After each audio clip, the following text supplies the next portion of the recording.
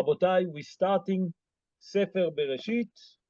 Once again, Baruch Hashem, that we merit to do that again, that HaKadosh Baruch Hu allowed us to do that we can start Sefer Bereishit again. With no further talking, Baal Koreh and me, we're going to start with Sefer Bereishit. Bereishit bara Elohim et hashamayim, ve'et haaretz. In the beginning of God's creating the heavens and the earth. That's how Sefer Bereishit starts, in the beginning. But Rabotai, I would like to speak about, if you look, those of you that are going to read, or those of you that have Sefer Bereishit in the front of them, you will see that the letter bet is big. Correct me if I'm wrong, Mr. Baal Koreh. Correct. Am I right? 100%. And if you look carefully, there is a dot on the bet. Above. Am I right, Baal Koreh? Yes. Above, yes. Why is that? Question number one that we have to look into. Question number two, let's take the first three words, Bereshit, bara, Elokim. We have to understand what is the acronym of each letters. It's bet, aleph. Baba. Baba is a gate, a door. What is come to tell us? Be'ezrat Hashem will explain that. Let's take the last letters of every word of those one. It's Taf Aleph Mem. That's standing for Emet. Emet, it means true. And Be'ezrat Hashem will try to explain all of that, and then we'll explain what does it mean. So the question number one that we ask, why is the letters bet is big at the beginning of the word of Bereshit? So Hazal tell us something very important. And I come to teach us something very important, Rabotai, that it's come to teach you that the bet is big, is to teach you something that if we understand that concept, we'll live much better. And those that have many questions also can live in peace with themselves. It say in a Parsha, Bet Gdola. What it mean, Bet Gdola? Sorry, there's some noise here. Give me one second.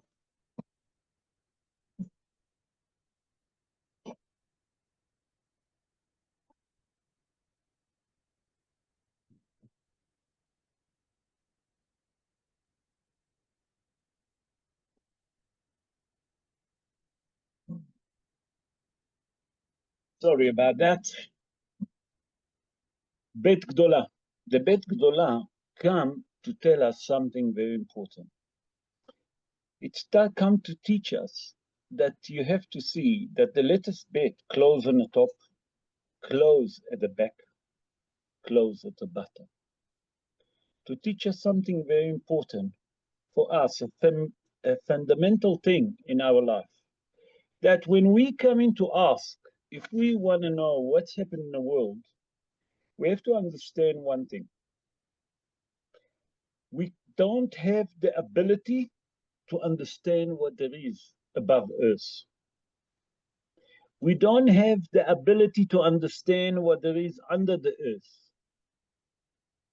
And we don't have the ability to understand what was before the creation. By that the letters bet open in the front, it's to tell us, don't ask what there is above in the heaven, what there is under the ground, what was before the creation. What you allowed to ask, what's happened from the time of the creation. All we can understand that our limit brain can understand and can absorb, it's only from the beginning of the creation. The creation, okay? What's happened After the creation, it's two different things. Hazal tell us that from that the latest bag is big, to teach us that we should not ask what was before, what there is up in heaven, and what there is under the earth. We are too limited for it. That's why the latest big start, that's why the latest bet is very big at the beginning, to give us the idea how to look at life. And now that we understand that, we can start moving. It's a Bereishit bara Elokim. We said the acronym of those three words is Bet Aleph. It means Baba. In Aramaic, it means a door, a gate. What does it come to tell us? I saw a beautiful commentary of Rabbi Yaakov Baal HaTurim. Rabbi Yaakov Baal HaTurim, born in Germany. He born 755 years ago, if I'm not mistaken. And he said like this. It said that you have to understand something very important. It's come to tell you that before you start to study Torah, you should have a door frame. What does it mean? A person should have a gate. That when you come to learn Torah, you should have the fear of heaven. Because if there is no gate, you can't build a house. And if you can't build a house, there is no limit. Then you don't have the fear of heaven. Then you can't study Torah. One of the foundations for us to learn Torah, to understand Torah, is to have the fear of heaven, Yirat Shamayim. And how do you have Yirat Shamayim? By that you have a frame, that you realize that there is someone above you, something that's bigger than you, something that's in control of the world. And that's the Hidushia. Another idea that we say, if we take the last letters of the three first words, Bereishit, bara, Elokim, we're going to get the letter Emet. What does mean Emet? It's come to tell you something very important. It's come to tell you that Emet, that HaKadosh Baruch Hu created the entire world in Emet. And it's come to testify that HaKadosh Baruch Hu, okay, when he created his world, he also ending up with the word Emet. How do we see it? It's a Bereishit bara. At the beginning, the Almighty created. The Almighty created, it's come to tell you that it's Emet. When he finished, when we look at the end of the creation in chapter 3, we'll see that the acronym is also Emet. It's come to tell you something very important, that you have to understand that the entire creation been created by the Almighty, and not to believe to all of those scientists that everyone come with different theory, that the guy said that the world been created from the Big Bang, the other one said that the world created from a pea, all different theories that a logical mind will laugh on him. And that's the idea of Bereshit bara, Emet.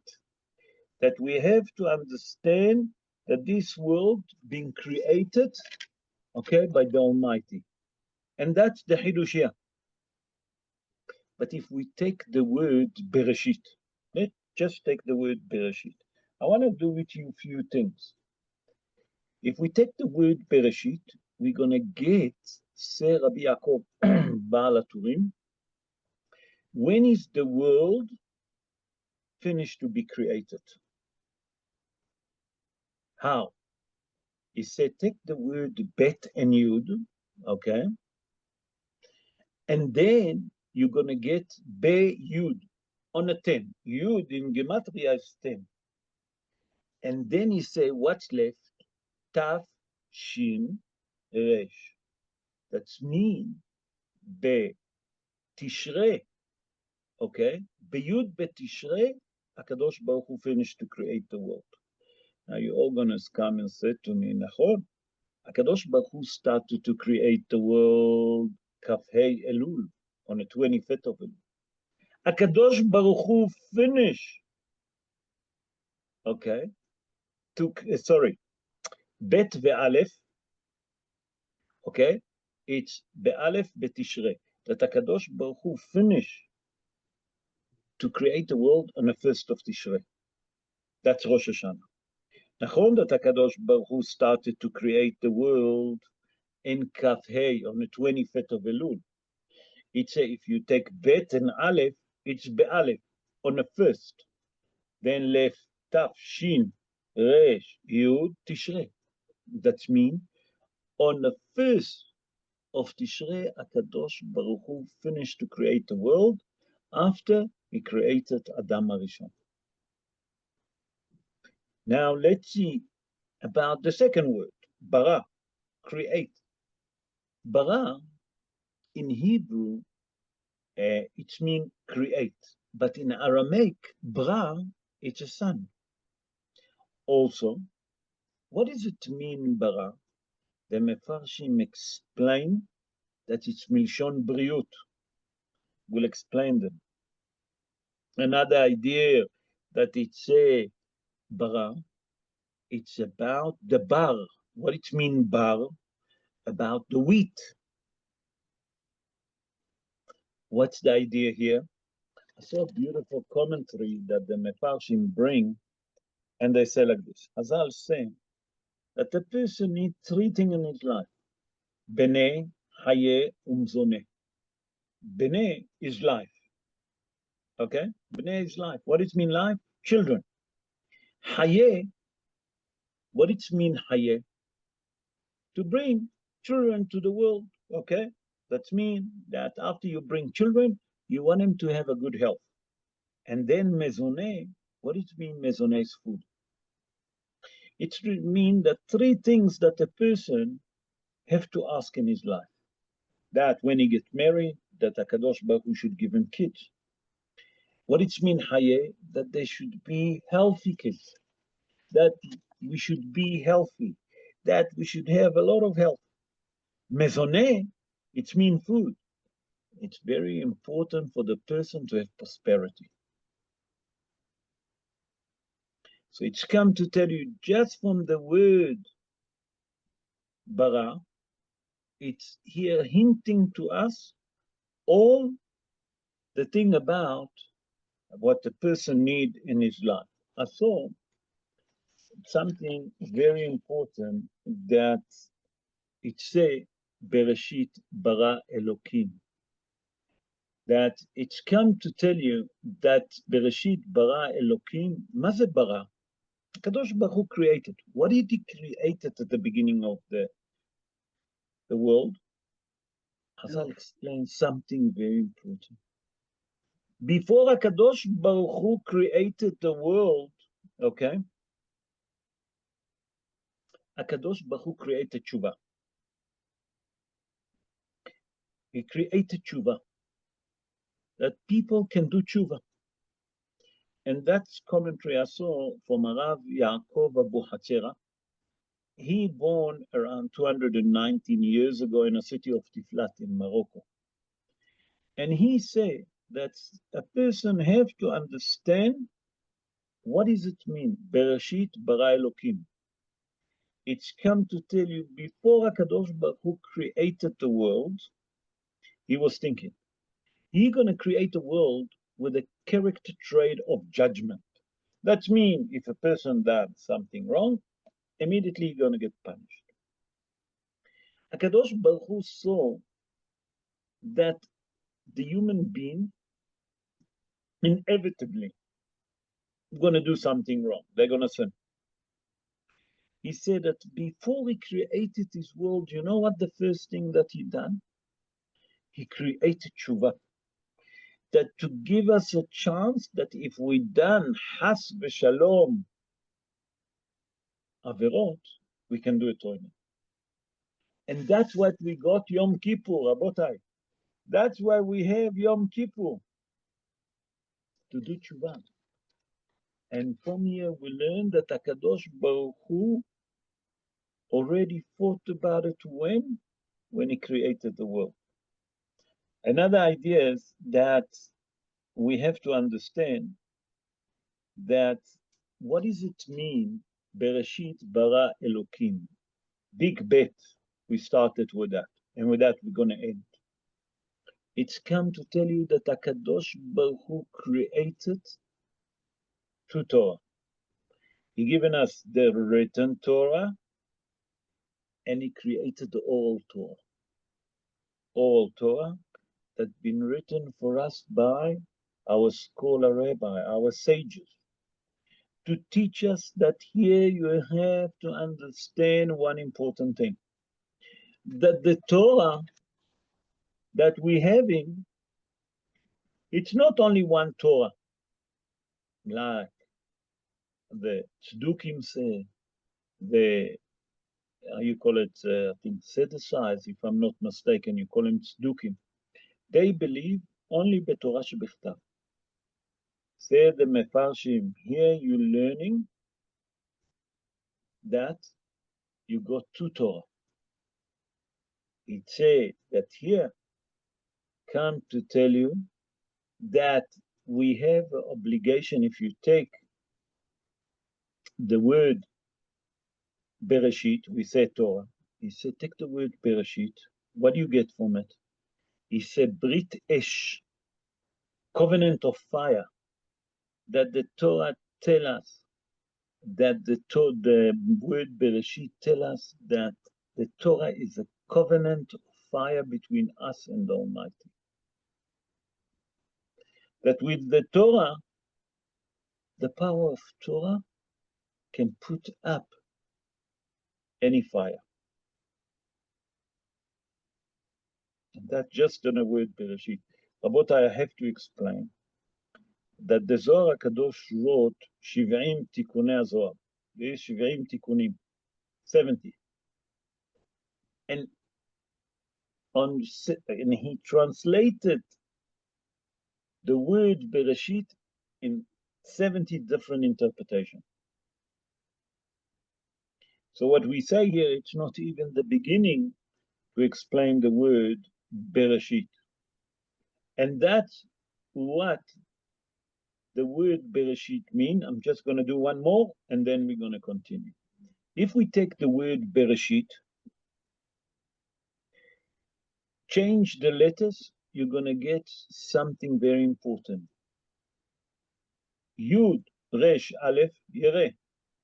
Shin, Bet, Taf, Shabbat. To come to teach you that in the merit of Shabbos, Kadosh Baruch Hu created the world. Bereishit, Yireh, Shabbat. In the merit of Shabbat, Kadosh Baruch Hu created this world. So please God, we have to understand and we have to take it seriously how much we have to learn Torah. Okay, seriously. I'm speaking for myself. You all tzaddikim. I would love to move on. Listen, I took almost a half of the shiur just on a word Bereishit, so now I'm going to start a bit accelerating. I would like to go to verse 7. Look here what it says. ויעש אלוהים את הרקיע, ויבדל בין המים אשר מתחת לרקיע, ובין המים אשר מעל לרקיע, ויהי כן. So God made the firmament and separated between the waters which were beneath the firmament and the waters which were above the firmament. And it was so.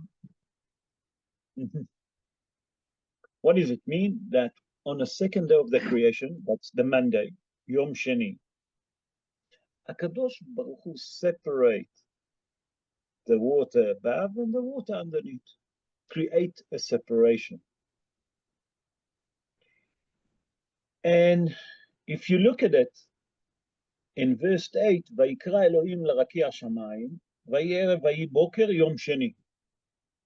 You want to read it, Yes, sure. our friend Jeffrey?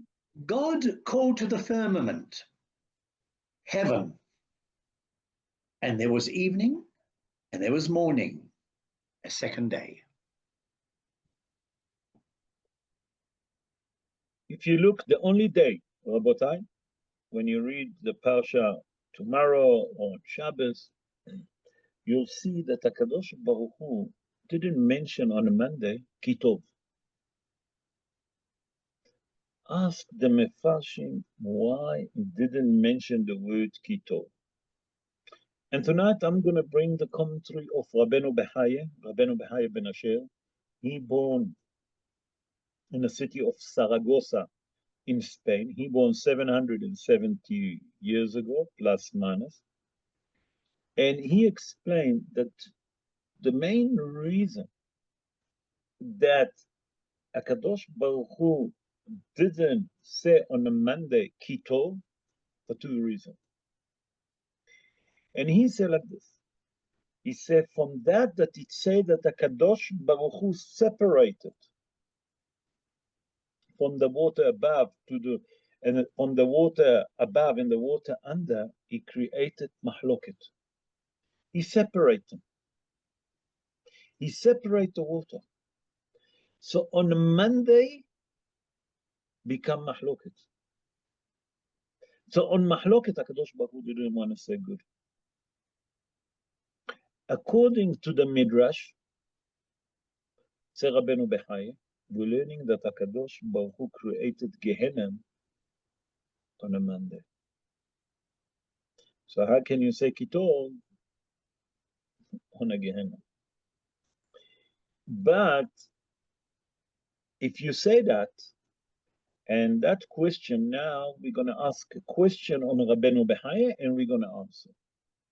If you say that on a Monday was a mahloket, and HaKadosh Baruch Hu didn't want to write on it Kitov, we know that on a Wednesday, okay, HaKadosh Baruch Hu separate between the light and the darkness. But he still say Kitov. So we have to understand what the difference between the two concepts. Here, HaKadosh Baruch Hu separated between the upper water and the lower water. On a Wednesday, HaKadosh Baruch Hu separate between the light and the darkness. That question been asked, Rabotai, in a book that called Mipi Hashmoa. Mipi Hashmoa. It's a book that been written by the student of what is named Rabbi Haim Brisk. He didn't wrote a book. His student wrote the book, and it's called Mipi Hashmoa. And Rabbi Haim Brisk asked the question. He said, "How can it be on a Monday you told me that was a mahloket,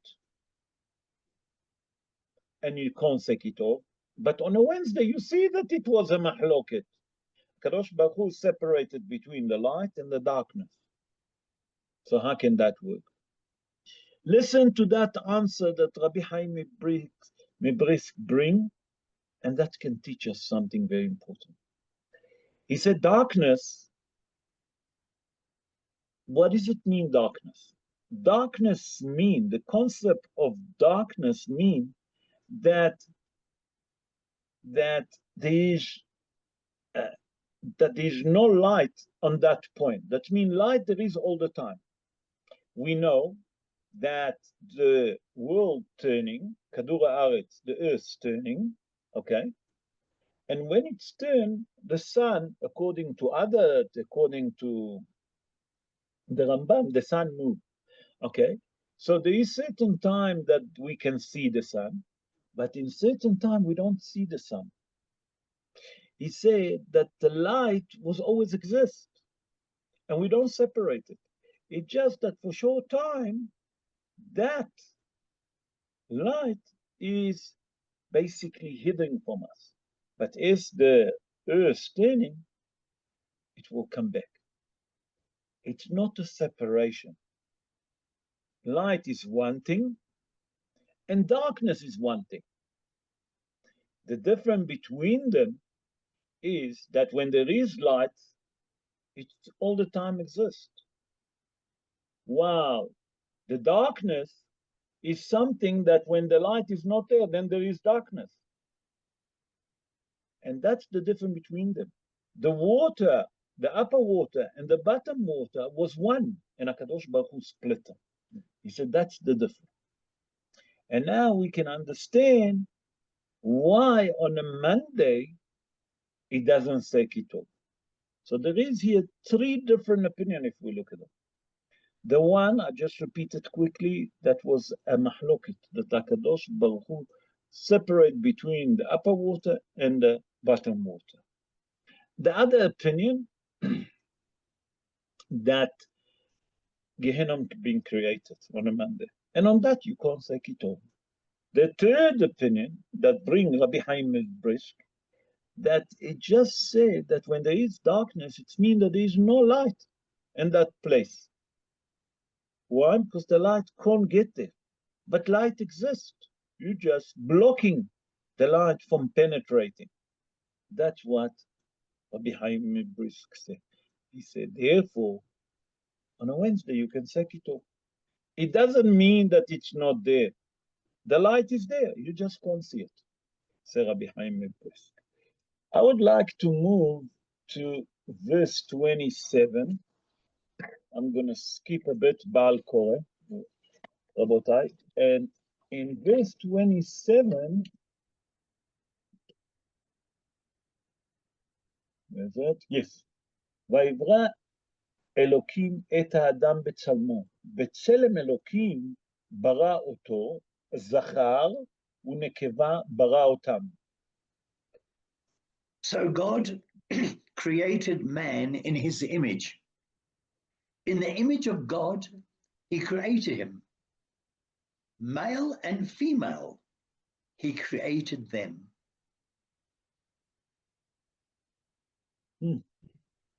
Okay?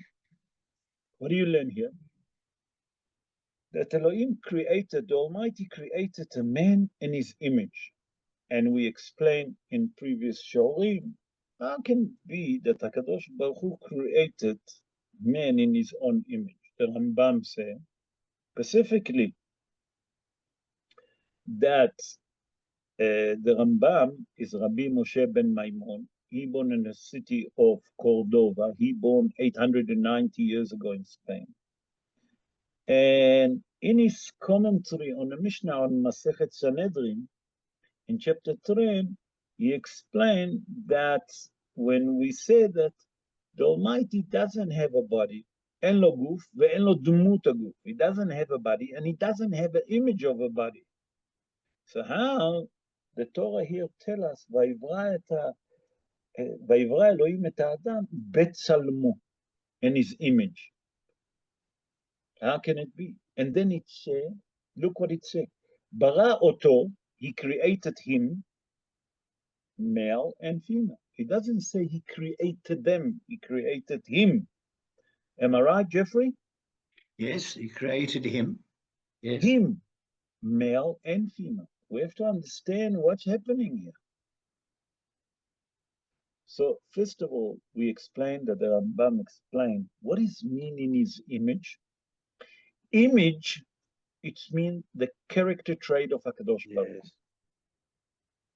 It's not the physical body that we see ourselves. We can imagine HaKadosh Baruch Hu. HaKadosh Baruch Hu doesn't have a body and doesn't have a shape of a body. So if you're telling me that, but you say here, bara oto zachar v'nekeva. He created Adam HaRishon, male and female. It should say he created them, male and female. No, he created him. The Mefarshim explain, Rabotai, listen to that. When HaKadosh Baruch Hu created Adam HaRishon, Adam HaRishon have a body like we have, that in the front, on one side was male, and in the back was female.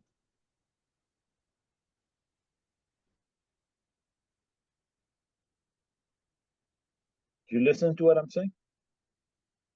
One side male, that side's male, behind it's a female. The Mefarshim explain when HaKadosh Baruch Hu created that, he realized that we have to understand what's happening here. When HaKadosh Baruch Hu created man, he created a man and female together. One side male, one side female. Said the Mefarshim, HaKadosh Baruch Hu later on, as we all know, put sleep on Adam HaRishon. And then he take bones from the rib of the male and created a female.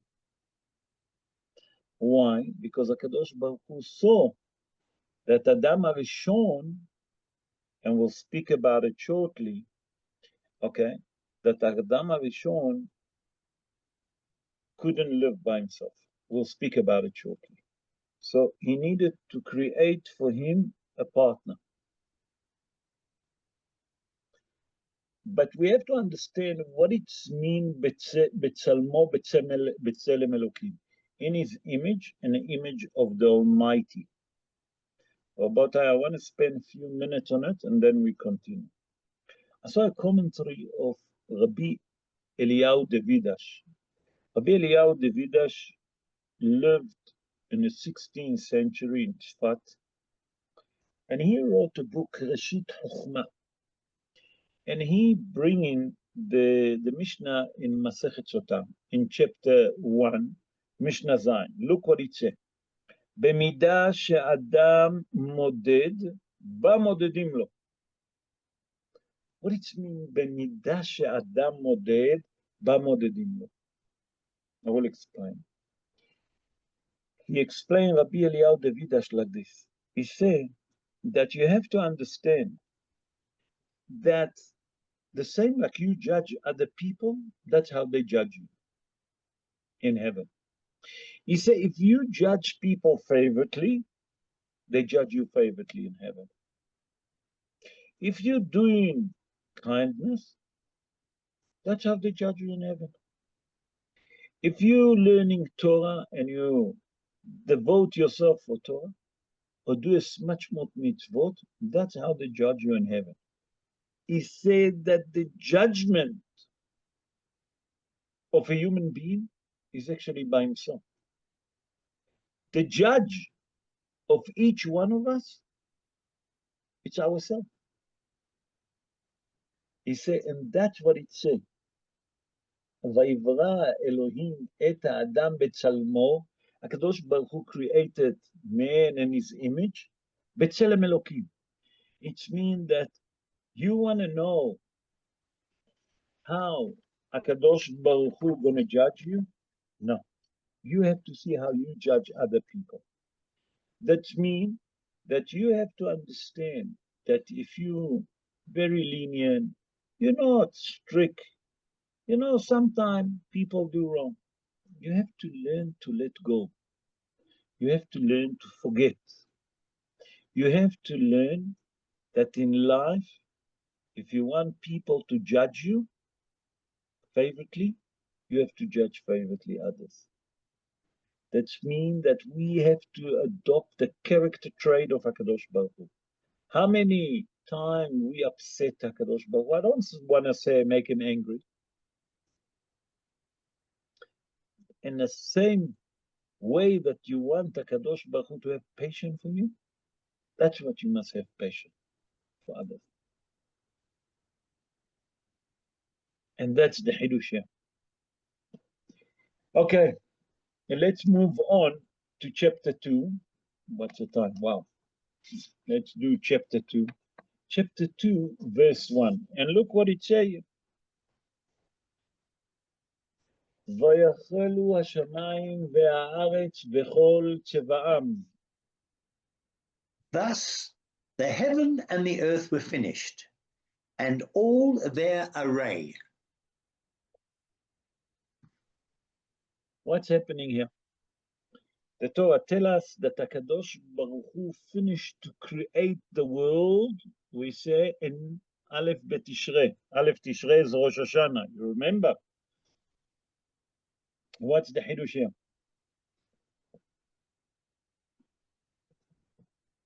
What's the Hidush here? Vayachelu Hashamayim ve'aretz. What it means, Hashamayim? We have to understand. So the question becomes that ask many of the Mefarshim, how can you tell me that HaKadosh Baruch Hu finished to create the heaven and the earth on a 6th day? But we know specifically that on the first day, HaKadosh Baruch Hu created the earth. On the 2nd day, he created the heaven. On the 3rd day, he created the wheat, the grass, and all of those vegetation. On the 4th day, what did he create? He created the lights that there is in the world, okay? On the 5th day, he created the chicken, the animal, okay? And he created the fish that there is inside the sea. Sorry, not the animal, the chicken and the fish. On the 6th day, HaKadosh Baruch Hu created what? The animal and human being. And before Shabbat entered, he created human being. So how can you tell me that the verse says, "Vayachelu hashamayim ve'aretz v'chol tzeva'am," that the Almighty created the heaven and the earth on a 6th day? That's the question of the Mefarshim. I saw a beautiful interpretation of the Rabbi Ovadia Misforno. Rabbi Ovadia Misforno, born in the city of Cesena. Cesena, it's in the north of Italy. He born 555 years ago. In his profession, he was a doctor. Besides that, he wrote commentary on the Torah, and he was a scholar person. In his profession, he was a doctor. What do we learn from here? About these many of the commentaries that they have a profession, that they work for their living, and they used to be great scholar person. He write like this in his commentary. He say, all what we say that on the first day HaKadosh Baruch Hu created the earth, on the 2nd day he created, the first day he created the heaven, the 2nd day the earth. On the 3rd day he created all the vegetarian, the trees, the grass, and etc. On the 4th day, HaKadosh Baruch Hu created the light. On the 5th day, HaKadosh Baruch Hu created the fish and the birds and the chicken, all of those that flying in the air. On the 6th day, he created the animals and human being. He said, Nachon, the all was there, but they couldn't do anything. That means that it was like a drawn picture. When did HaKadosh Baruch Hu actually given them a life? Just before Shabbat. That means, imagine that you have a beautiful picture of heaven, or a picture of earth, or a picture of beautiful view of trees. It's much different when you look at that view alive than a picture. He said that all of it was like a picture that HaKadosh Baruch Hu created. When he given in the life, said Rabbi Ovadia Misforno, on the 6th day. He said, and that can explain the verse. Vayachelu hashamayim ve'aretz v'chol tzeva'am. When is everything start to live, to have a life, to be proper creation? On the 6th day. Until the 6th day, everything was like a picture. You see a beautiful picture, it looks nice, but it's nothing comparing that looking at that picture that suddenly is reality, that it's alive. He said, that's the Hidush here, what the Torah tells us. Rabotai, I would like to have prepared a special question from chapter 3, verse 19. And it's a question I'm sure that's bothering many people. It's bothered me. And I listened to a show, and I think that the idea behind it is to teach us something very important. If we look at chapter 3, verse 19, Baal Koreh, I hope that you go in there. Got it. That's battling here because my Humash, it's step by step. There's so many commentaries. And look what it say here. After Adam Arishon eaten from the tree of knowledge, I'm just skipping, I'm just doing introduction. Kadosh Baruch Hu cursed Hava, cursed the snake, and then look what it said to the man. בזיעת אפיך תאכל לחם, עד שובך אל האדמה, כי ממנה לוקחת, כי עפר אתה ואל עפר תשוב. By the sweat of your brow shall you eat bread until you return to the ground from which you were taken. For you are dust, and to dust shall you return. Okay. Until here we understand. Let's look at verse 24 for us to understand what I'm going to ask. ויגרש את האדם, כן, וישכן מקדם לגן עדן, את הקירובים ואת להט החרב המתהפכת לשמור את דרך עץ החיים. And having driven out the man, he stationed at the east of the Garden of Eden the cheruvim, the cherubs, and the flame of the ever-burning sword to guard the way to the tree of life. Okay, I need to explain here the cherub here that he's speaking, it's not the cherub on top of the holy ark. No. The cherub here is the angel, the bad angel, the angel of death. Okay? What's happening here? Kadosh Baruch Hu tells Adam Arishon after he eaten from the tree of knowledge that inevitably you're going to die. And not only that, he kicked them out of Gan Eden, and he knew that if you're not going to kick him off Gan Eden, and you're not going to put the guardians, those angels, special angels, if Adam Arishon will eat from the tree of knowledge, he will live forever.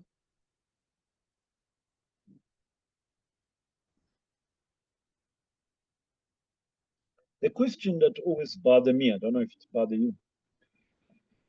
Adam Arishon eaten from the tree of knowledge. Because of him, he brought death to the world. I asked myself, wait a minute. Because Adam Arishon eaten from the tree of knowledge, I have to be punished? 5,000, if you look the creation, okay, that we live in, 5,776 years ago. Huh? 86. 80, sorry, 86. What did I say, 70? Yeah, 76. Oh, sorry.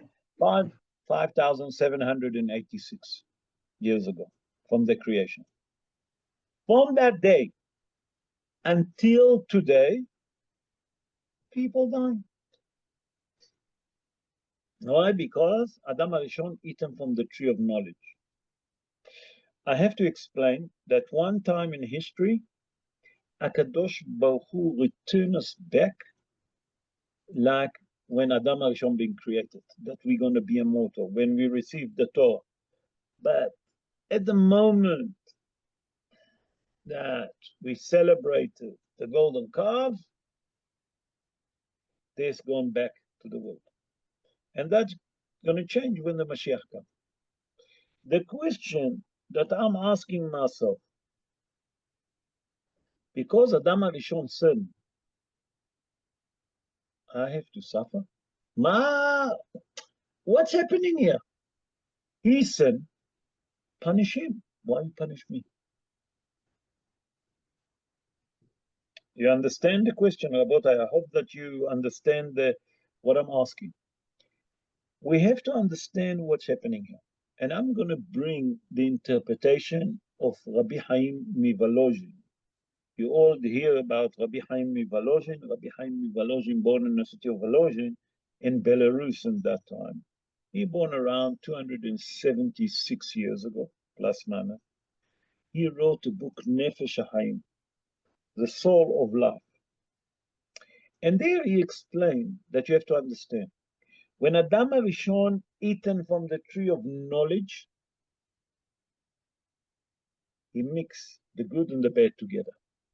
If he would wait for Shabbat to enter another hour or two, not even an hour, what would happen? He will be allowed to eat from the tree of knowledge. But he have to wait until Shabbat will enter. He said, by that Adam HaRishon eaten from the tree of knowledge, he mixed the good and the bad together. He said like this. He said that when Adam HaRishon eat from the tree of knowledge, he mixed the good and the bad together. Every human being that born now have that feeling. Let me now explain it. Each one of us, Rabotai, have a little jungle. I call it a jungle. Why? What do I mean by that? Sometimes, we behave like a snake. Sometimes we behave like a lion. Sometimes we behave like a scorpion. Sometimes we behave like a sheep. Depends on what mood we are. In each one of us, there is a little jungle. Why say Nefesh HaHaim, in a book Nefesh HaHaim, Rabbi Haim Mivolozhin, that the good and the bad mixed in us? And that's what sometimes a person do things that later on he regretted. He behaved like an animal in the jungle. And he doesn't understand how. He said, you know what's the Hidush here? Before I continue, I just want to say what the Gaon Mivilna, Rabbi Eliyahu ben Shlomo Mivilna said. He born 305 years ago. Some people say in Vilna, some people say in Lita. He said like this, said the Gaon Mivilna, that in a human being's soul, have 70 kohot nefesh. A human being have 70 strength of soul. That means that the person have on himself the character trait of truth, the character trait of lying, okay? Some we have the character trait of mercy, the character trait of cruelty, and etc. It's come to tell you something very important. And each one of us, there is the good and the bad, and they're mixed together. It's like a jungle. Say the Mefarshim like this. When I say the Mefarshim, it's Rabbi Haim Mivolozhin. He explained that the death that come to the world is not a punishment. We have to understand that the death that HaKadosh Baruch Hu created, it's only for good. Why is good? It's to teach us, okay, to get rid of the evilness, to know how to separate the bad from the good. And that's what we are like, said the Mefarshim. Why are we alive? Okay, that we are alive, that we can do mitzvot. By that, that we do good deeds. We davening, we're learning Torah, we're doing good deeds, we're looking after those not need. Okay, we're hoping, okay, that all of those challenges that we have in this world, we hope that the difficulties, the challenges that we have, that's going to do all different rectifying to help us to separate the bad from the good. And our job is to create only good. So how do you do that? Only when you're alive. If a person dies, he can't separate between the two. And that's what the verse says, okay, in 24, that after Kadosh Baruch Hu took away Adam Arishon from Gan Eden, what the first thing that he done? He put angels to guard the tree of life. So Adam Arishon wouldn't eat from the tree of life. And then, how are you going to separate the good, the bad from the good? He said, that's the Hidush here. He said that many of us think that HaKadosh Baruch Hu created us. Okay? Why? Why did he create us? That because Adam Arishon eaten from the tree of knowledge, and after he created him, he brought this to the world. He said that HaKadosh Baruch Hu created us, giving us a chance to separate the bad from the good, to keep the good. How you can do it while you're alive. And that's the Hidush here. Come the question that many of the Mefarshim ask. Adam Arishon was created, wow, the time running. I didn't realize. I'm going to pinch a few minutes from the show. Adam Arishon created by the Almighty. It's not a human being creation.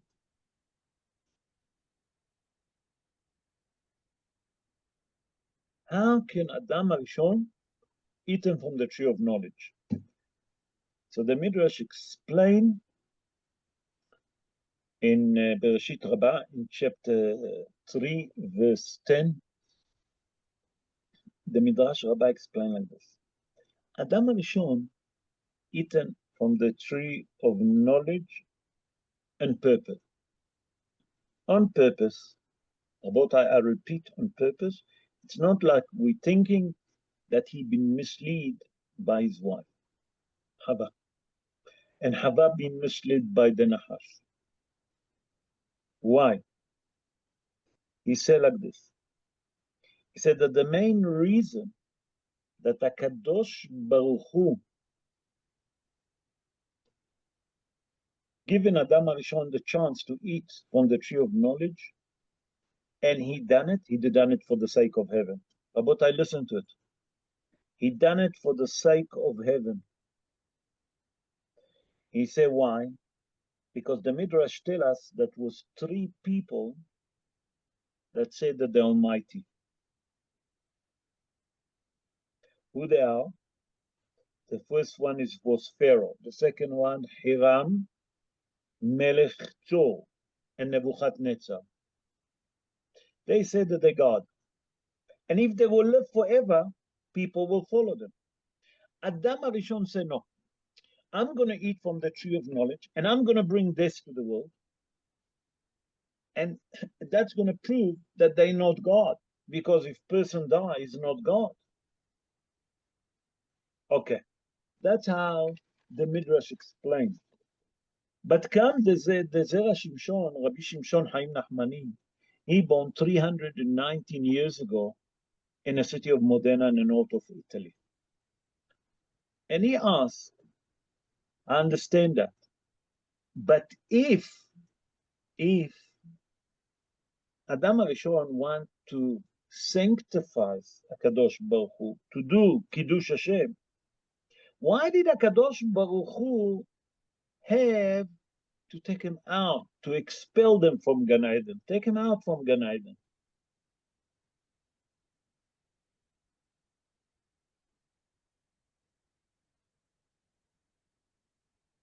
No. Did you ever ask that question? Look at that beautiful question. Look what he said. Said the Zera Shimshon, by that HaKadosh Baruch Hu helped Adam HaRishon, that was his wish, and he wanted to eat from the rich. What did HaKadosh Baruch Hu done? He expelled them. He expelled them. You know why? That HaKadosh Baruch Hu created on him all different holes. So we can go to the toilet. Kadosh Baruch Hu doesn't need to go to release himself. We as human beings need to go and release ourselves. He said by that he moved him out of Gan Eden, so everyone can see that he need to go and release himself. And if he need to go to release himself, it's not God. He said that's the Hidush. That's why Adam HaRishon eaten from the tree of knowledge. That's why he created this to the world, because three people that he saw that they will say that they God. Pharaoh, Nebuchadnezzar, Hiram, Melech Tzor. He said in that case, it was for the sake of heaven. The second answer, why does he have to move him from Gan Eden? To show everyone that he have to release himself. Because what you will eat in Gan Eden, it's not the food that we eating. And then he doesn't have to release himself. Rabotai, I hope that you enjoyed the show. There's few more verses that I wanted to do with you, but because the time is short, and I'm over time, I'm really over time, 4 minutes. I took over time. I hope that you enjoyed the show.